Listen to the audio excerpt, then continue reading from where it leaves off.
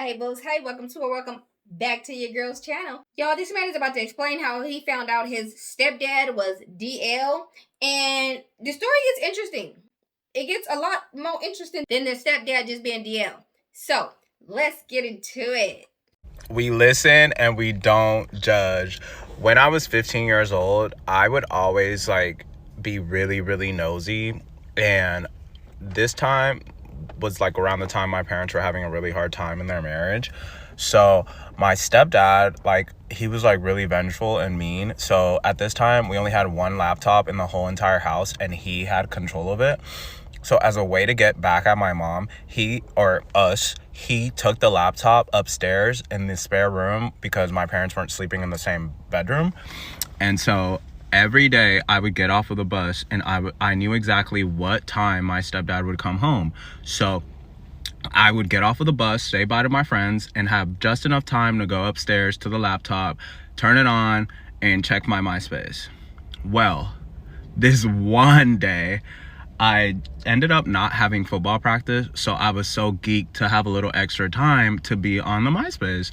So I get off of school.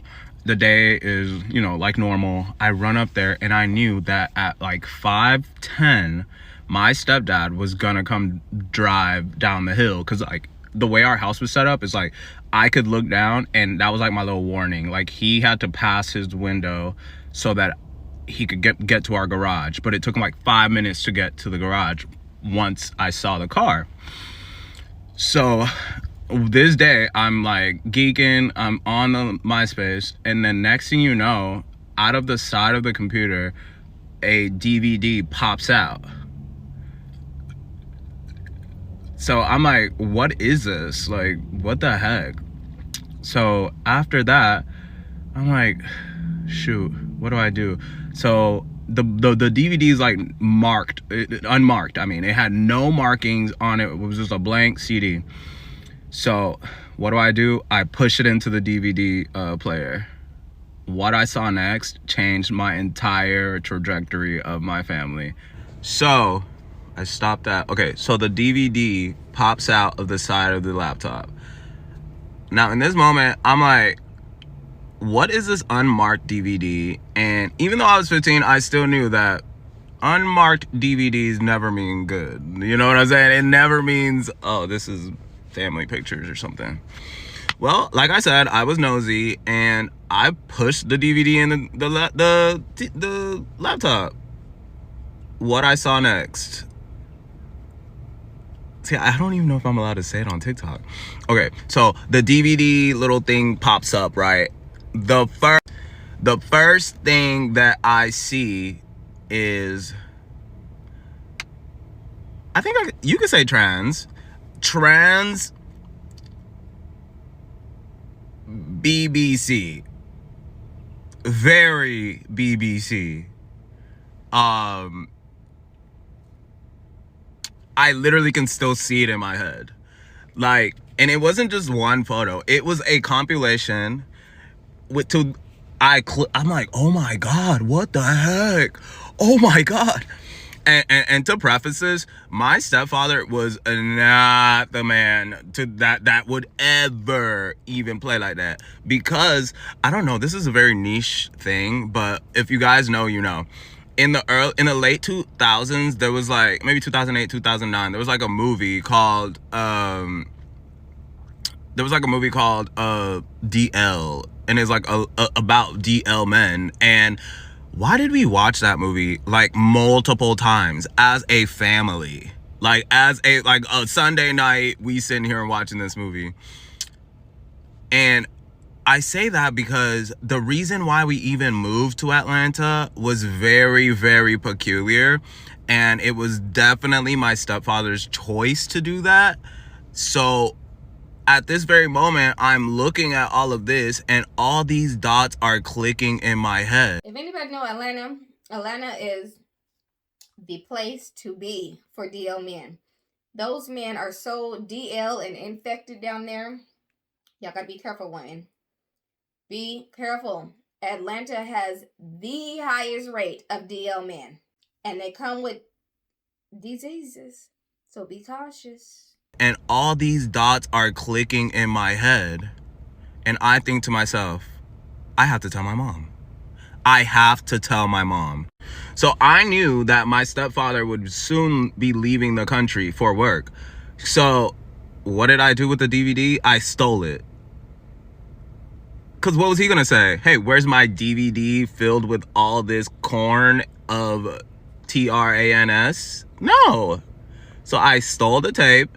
I waited for my stepfather to leave the country, and I unwillingly, like, I really didn't want to do this because I knew this would hurt my mom's feelings and it would break my mom's heart, but I knew that I was saving my mom's life if I just told her. So I love my mom down. I give my mom the tape. My mom watches it and she is flabbergasted. And I need to ask her for permission to kind of tell her side of the story and what she did. But so if you guys want that, I can, because my mom's a very open book. She doesn't really care. But this changed the fabric of my existence and of my life, because whenever my stepfather came back to the country, he seeked vengeance upon me. He hated me down because I was always the person that was standing up to him whenever he was trying to mistreat my mom. I was always the person that was like, Dad, that's wrong, because I called him my dad, right? He was my father. He was in my life since I was 2 years old, you know? So he took it very, very hard. He tried to take it out on me. He did take it out on me for 10 years, but I can make another story time about that if you guys want, because that gets deep and dark. So long story short is I'm basically the reason why my mom discovered that she 100% needed to get a divorce, because she was with a man living a double life. We listen, but we don't judge. All right, y'all. So here is part 3. So after I give my mom the video, my mom watched it. She was obviously distraught. And she obviously said something when my stepfather got back. Now, this is when the hit the fan, okay? Whenever my stepfather came back, he left. He stopped. Mind you, my mom was a stay-at-home mom, a kept woman. Okay? My stepfather left the house. He stopped paying every single bill in the house and did not pay the mortgage since the day he left to go to Kuwait. So one day, after I got off the bus, I turn around. I'm about to cross the street to go to my house. Everything that we own is in the driveway. Every single thing. My mom is not even home. She is somewhere else. I call my mom. I say, Mom, there's a note on the door saying that we've been evicted and all of our stuff is everywhere. Man, I'm talking about everything. My dresser, my TV, my washer, dryer, food from the pantry. Everything is in the driveway. And mind you, everyone that was still on my school bus, they saw this, okay? I still had to go to school the next day. This was like on a Tuesday, okay? So my mom got home, and luckily, some of the people that we knew in our neighborhood allowed us to put our belongings in like their basements, in their garage and stuff like that. Because, they were aware of the situation that happened. So, man, this is actually the hardest time of my life, because I went from, having to it all being taken away and just having to kind of lean in and trust that God was going to find a way. Well, since now we were dadless, moneyless, and homeless, yet my mom still had 2 kids that she had to make sure went to school. So for a couple nights, we stayed at some friend's house, and, my mom would drop us off, all that stuff. Eventually, my mom's Mercedes got repossessed because, you guessed it, my stepfather... Oh, wait, I'm missing the biggest part. So then, before everything gets put out of the house and everything, my stepdad had been back. And then that stuff happened, right? One day we're walking, me, my mom, and my youngest little brother are driving down Fulton Industrial in Atlanta. My mom's trying to step on the brakes to the Mercedes. The brakes are not working. So the car's just going. We found out that the brake cords on the Mercedes had mysteriously became broken. I don't know if they were cut or broken or something. But you would be that angry to unalive the woman with children in the car because you gay? Y'all gonna have to make sense of this one to me. I don't know if they were cut or broken or something, but the brakes were not able to engage in the Mercedes anymore. I gotta admit, just hearing him say that is making my heart beat. I can't imagine being in the position. I got my kids in the car and I can't stop this damn vehicle. Oh my God, I'm getting emotional. That is some evil shit. Anymore. Remember that. So then, after a couple of days, it's a lady and 2 kids. Everybody's not gonna let you stay in their house forever. Mind you, I'm from Panama, and if you guys want me to, I'll tell you the whole details about how we even got into the situation.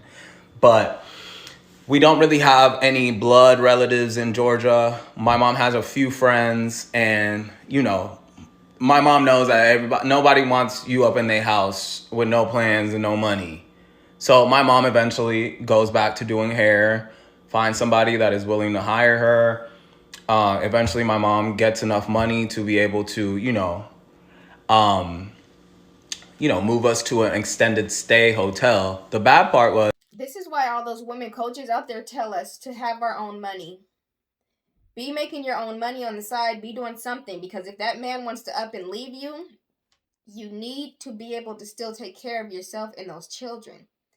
Now, I'm not telling you to steal and hide money from your husband at all. I'm just telling you, find some type of side gig, hobby, anything to where if things did go bad in your marriage, you would still be able to take care of you and your children. We all, including me, we all need to be having our own little side gigs, whether you're a kept woman or not. Move us to an extended stay hotel. The bad part was that the extended stay hotel was outside of the school district lines, and I would have to wake up early and walk my little brother and me to this apartment complex, and get on the bus or whatever. Eventually, my mom and my little brother had to go stay at a shelter. We're still going to school. It's the middle of the school year. I was blessed enough to make a best friend, you know who you are, that his family allowed me to stay with them to finish out the school year. They didn't charge my mom anything. They love them down to this day, and that's still my best friend to this day. I just got off the phone with him. Eventually, we were able to get our own house. But while all of that was happening, we discovered that, like I said, I'm from Panama. Out of my siblings, I'm the only one that was not born in the United States. Therefore, I was a resident alien. So during this whole time and battle, my stepdad was so mad at me and so hateful towards my mom that he was hiding immigration papers from us, saying that I needed to renew my green card. So from that time on until I was about to graduate high school, I had no idea that I could not get an ID. I could not get a driver's license or anything, because this whole time my stepfather was assuring my mom that he was handling the paperwork to make me a U.S. citizen. Okay? My first language is Spanish. My mom's first language is Spanish. If you're an immigrant child that has an immigrant parent, you know what that means. Okay? So my stepfather, being the American-born man that he was in charge of making sure that the children were here. You know, the children that he has been a father to all their life were legally here. So my mom trusted that he would handle it, right? Wrong. We found a briefcase filled with notifications and papers and things like that saying, oh, show up here, appear here. Now it's time for me to graduate high school and figure out what I'm going to do for college. Next part. Okay, so part 4. Now it's time for everybody to go to college. Now, mind you, I did not grow up around, I grew up in a good neighborhood where kids was getting cars, kids were getting, the jobs, people. It was a very affluent high school. Not very, but, it wasn't no broke school where every senior was riding the bus. So I of course struggled with dang, everybody's getting a car. Dang, everybody's getting a job. Dang, I can't even do any of that because I could not get any identification, right? So, as senior year comes, here I am, Mr. Popular, Mr. Everyone is, looking up to me and I'm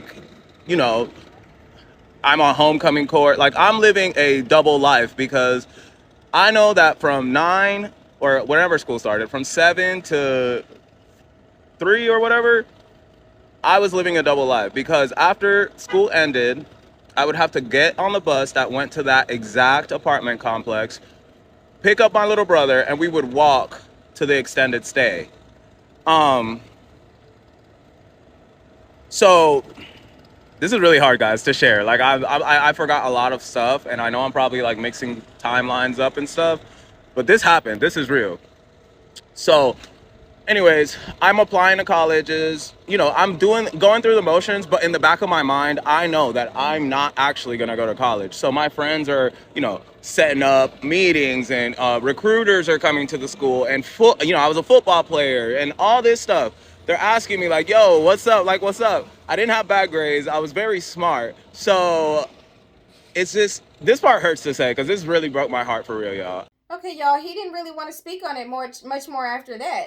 But his mother was bold enough, kudos to her, was bold enough to come on here and tell us her side, her thoughts, her feelings towards the whole situation. I got 3 sons, Derek, Raheem, and Lawrence. I have 2 Dereks. I want to first start off the love that I have for my 3 sons. They mean so much to me. I've been doing here for 36 years. I have my own shop. I'm a Panamanian. I'm from another world, which by the Canal of Panama. For those that don't know, where is Panama at? Colombia and Costa Rica. Cerca de Panamá está Costa Rica y Colombia. I'm a mother of Derek, Raheem, which you guys know as Derek. My conversation is based on the love that I have for my kids, right? What I want to say about the love I have about my kids, I'm going to be very strategic with it. My 3 sons now means a lot to me. I have sacrificed, I have tolerated so many things them in my life. I have silent so many things them in my life for their well-being. I always gonna remember Miss Evelyn when we were stationed in San Antonio. She always used to tell me, Miss Ovidia, your kids them are not gonna stay little forever. They still need for you to carry them. And when they grow up, now you could do what you gotta do for yourself. I'm in that state of mind right now. I'm a proudly mom. I raised them right. I made sure they was properly educated. It don't go by no other sources or nothing, but by God. My sustainer was God. Nobody could tell me nothing different. I have the evidence of where I stand when I know that God has stand for me in all purpose of my life and my children's life. The sacrifice that I have to go through to make sure my kids them are okay. Every woman have their own episode and their own story. Mine's is special. Why mine's is special? Because mine's them are still here. Some kids them are not here to say they side. And for those people that want to shut down and tell other kids them or other individual that they shouldn't talk or that you keep silent, we're in a moderate day where you voice your opinion and there are listeners, there are people to rescue you from situations. We make mistakes. We tolerate, you know. I'm not a perfect woman. I'm not a virgin in the aspect of I have my side too, you know. But one thing I could tell, I do no evil. I don't believe in doing people wrong because I do believe in karma. I do believe in karma. That's a fact. With the 56 years old that I have, I believe in karma. What comes around, gotta goes around. What goes around has to goes around. It's a cycle of life. So to say that those mothers, those fathers, them that don't love on their kids because they are who they are nowadays, if God chose you to be their parents, because you were chosen, you didn't pick your child. You were chosen. You were chosen. They placed that baby in your womb. They was you as a dad was chosen to be that kid parents. When you first got the news that you was going to be a father, the excitement. Remember the Bible talk about all of us was born in sin. We are not perfect. We was born in sin from our mother wombs. We was conceived with sin. So to say that sin ain't gonna never finish because we was born in it. My mainly piece is about to let you all know how much love I have for my kids. The Lord will have to come down from high above to tell me, Ovidia, walk away from your kids. I have to hear. He have not told me that yet. To walk away from my 3 sons. He have not. You know what he have told me? Be patient. Be considerate. Respect them. Allow them to talk. Love up on them. They make mistakes like you once did. You know, accept them for who they are. Give them their space. Don't reject them. Don't put them down. Because this is something that a lot of parents them do to their kids. And later on they want to know, why do my child or my daughter is acting like that? There was not a closing chapter in your life. You got to close that. You cannot hurt your kids and think that it's okay to hurt your kids and move on. You have to have the concept of apologizing so it be closure. If there's no closure in what you have done, there's a continuation. And that continuation is pain.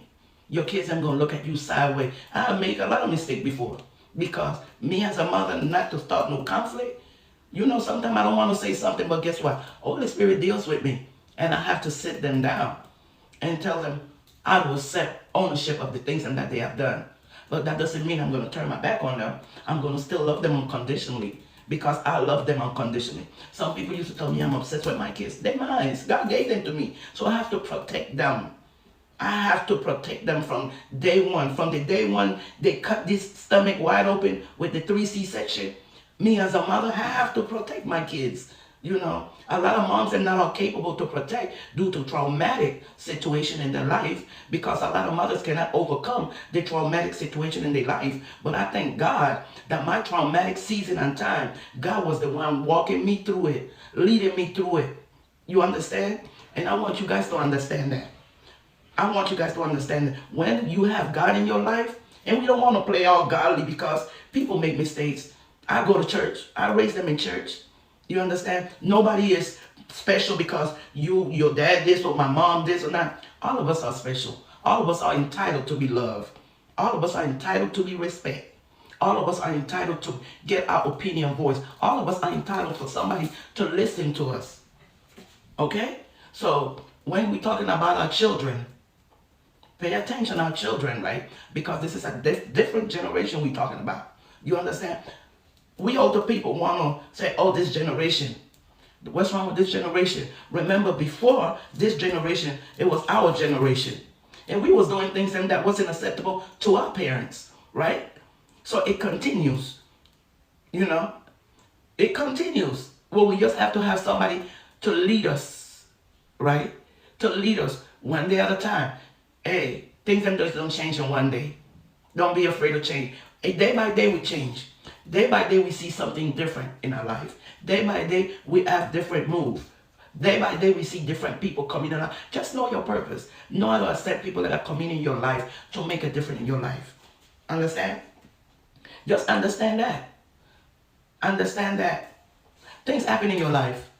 Ask questions. Ask where did everything originated. A lot of people, you know, base their comment on the first episode, second part of Derek, you know, episode. And I just want to tell you guys, all of y'all You know, you guys are entitled to have your own opinion because everybody are entitled to have their own opinion. I respect that because what I think about things now is totally my own opinion. Yours is yours. What do y'all think about all of this? Y'all need to stop living these double lives. Men, stop getting women pregnant and having these families. Stop making these women be your beards. Basically, that means, like, stop having them cover up who you really are. No, just go be gay. Like, I don't understand. And if you want kids, gay people have kids all the time. It is not this serious to ruin people's lives in the mix. That woman, she was left a single mother, trying to survive, living in people's basements and homeless shelters. And are you kidding me? This man is a whole jock at school, but then walk into a shelter after school. That don't make sense. Women, this boils down to us having our own side gigs. Whether you're a kept woman or not, we need to be doing something, especially with the internet being as easy as it is out here to make money. You could do this. You can literally start a YouTube channel. Girl, boy, you can make money doing this. Now, it ain't gonna happen for you overnight. The shit ain't easy. You gotta work hard. You gotta really want it. But there's so much money out here, so many things that we can do, so many platforms. Stream. There's a lot of things that people are doing to make money now. And women, if you are a mother, a single woman, a kept woman, all of the above, we need to be trying to make our own coin on the side, because we never know what life has in store for us. We never fully know our partners. To the day we die, we never fully know a person, if that makes any sense. Guard your private parts when it comes to situations like this. She did the best thing for her and her kids. Because to stay in a relationship like that, no, that could have literally infected her, unalived her in some way, shape, or form. So her son did the right thing. Even though it ruined their lives, her son did the right thing. But what do y'all think about all this? I feel like this woman is a very strong woman. She's a strong, loving, caring mother. And they were very blessed to have a woman like her as their mother. They were. Tell me what y'all think down below, though. What would you have done in this situation? Would you have stayed? Would you have took your kids and left too and just been homeless, trying to figure it out? Or would you... Here's what I would have done. Here's what I would have done. I would have acted like I didn't know. I would have stacked my coins for as long as I could till I got enough money to get me and my kids up out of there, a nice safe home, whatever the case may be. I would act like I ain't know nothing until I had my money up. And when I get my money up, deuces, go be a DL, go live your best life, and I'm gonna live mine. So I don't care how you get out, ladies, but don't stay in a situation like this when you know it's not what you want. Some women like lavender relationships. It's like basically you got two gay husbands or you got a gay husband, and I'm not with the lavender life. I don't want nothing to do with the lavender life. My man got to be straight. I don't need no lavender, man. No. Straighten that shit out. But feel free to be lavender. Ain't nobody judging y'all for it. Just stop using us to cover up for who you really are. It's not nice. It's not fair. It's some bullshit. Y'all need to do better. Just go be gay. Shoot.